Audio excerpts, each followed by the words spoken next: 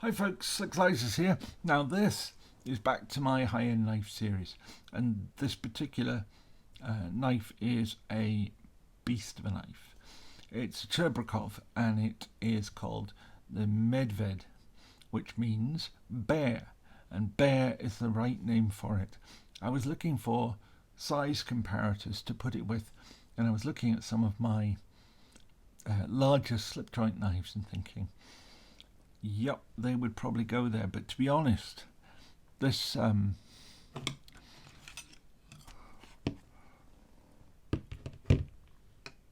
sits better with some of my sheath knives, fixed blade knives. This is the US Army Air Force jet pilot survival knife, and it's about the same size. The blade on this is slightly longer and the handle is slightly shorter, but it's about the same sort of size. Another little comparator that I saw and thought would be good, and do this without dropping something on something. This is a Falkneven Embla.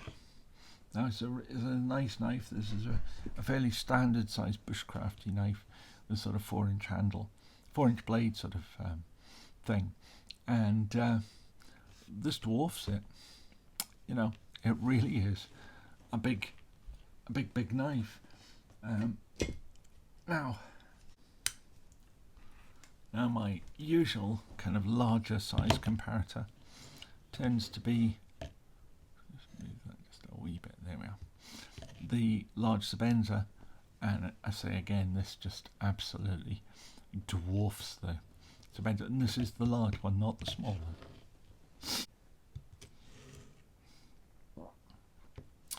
The only other knife I really have that is a real sort of size comparison is this Winchester knife, the cartridge series, which is also a ridiculously large knife.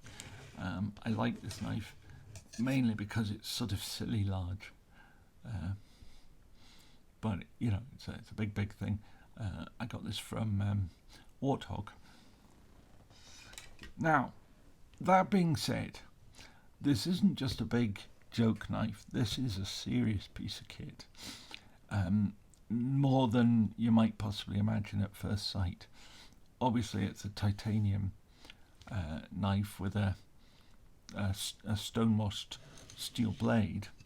A bead-blasted steel blade. I don't think it's stone-washed. Lovely shape to this blade. Really nice swedge on the back of it. There's some jimping, which I never really see the point of, but it's a great shaped blade and great size blade. In fact, let's just do a measure thing so that you can actually see just how big this actually is. So, what's our blade length? Our blade length from the handle is about 4.5 inches, but if you think, sort of take it back from the choil there, you're over 4.5 inches. It's as I say, this is a chunk of a knife.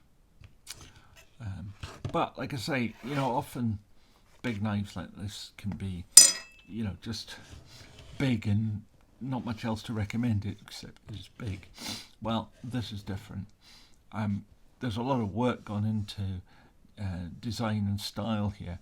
It's not just a flat piece of flat ground steel. This is it's a saber grind with a nice swedge on it, a real sort of a Bowie knife look to the blade, which I really like. It is, of course, a frame lock.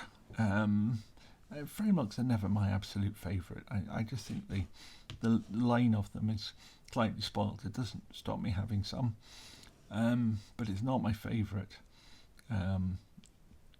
opening method. And you'll see later in the series what is my favourite by mile. We've got a machined clip. It's fairly sort of shallow clip, small clip rather, but it does, by the nature of it, it does show a bit of the knife, but This is not really a concealed knife. This is one, you know, a big beast of a thing. But the other thing is, it's no slouch when it comes to performance. This has CPM S125V steel, which is the highest of the SV numbers I've ever seen.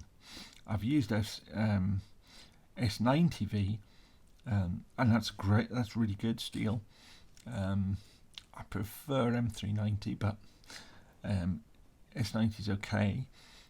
I don't know how this actually would stand up to hard use, because I know that once you get to really high hardness knives, you do run into the problem of them being a bit chippy, and I have found that with S90V. Probably why I prefer M390, but I'd never tried this. But this is without a doubt a very, very high-end steel. So considering the price point of this, which, you know, as usual is probably half that of a comparable Cheburkov, but more than a Chris Reeve or something like that. You know, these are sort of seriously expensive knives, but they're not the ridiculous prices that some of the, say, Cheburkovs, Rocksteads and so forth can command. This is actually probably quite a practical knife, and I think if it was mine, I would be inclined to use it. Now obviously it's just on loan here, so I can't really put it through its paces. I think its owner might be about to move it on, in fact. But yeah, I can't.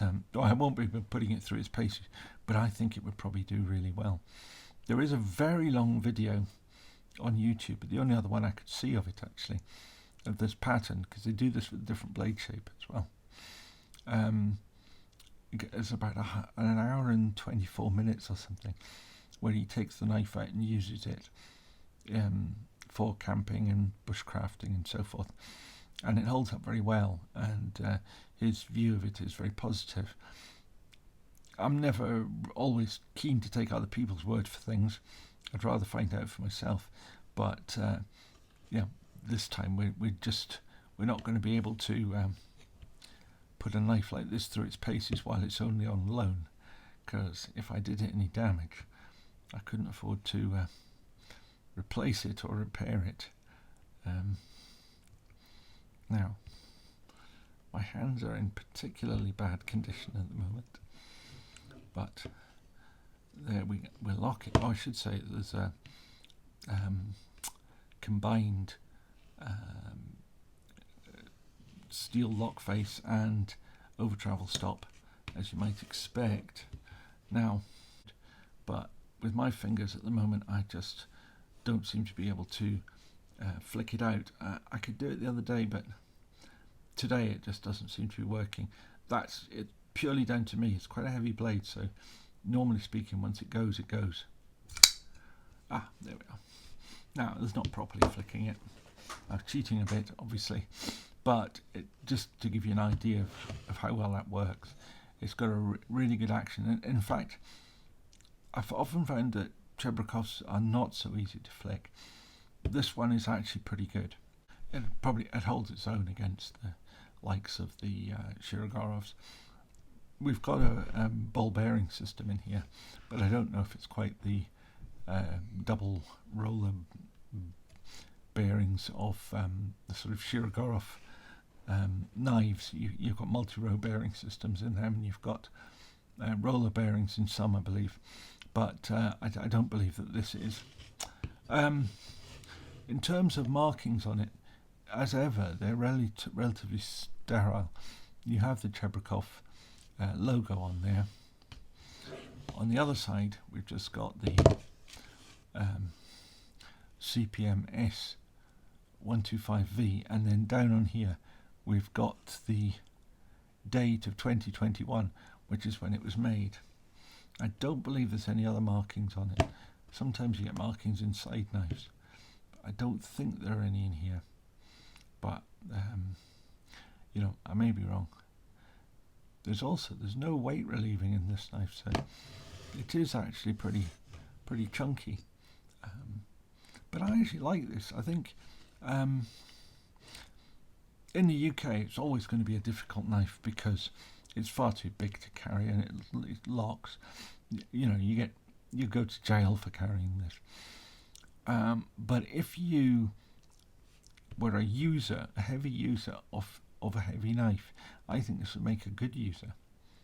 I really, really like it. Anyway, that's probably enough of that. Please, if you like this stuff, please give it a thumbs up. It really does help the channel. And if you want to subscribe, that would be fantastic. We grow very slowly, but we are growing. Every month we seem to have more subscribers. And if you'd like to leave a comment, I will get back to you eventually. My health has been so bad this year that I make a couple of videos and I put them out and all's great, and then I'm not able to do anything for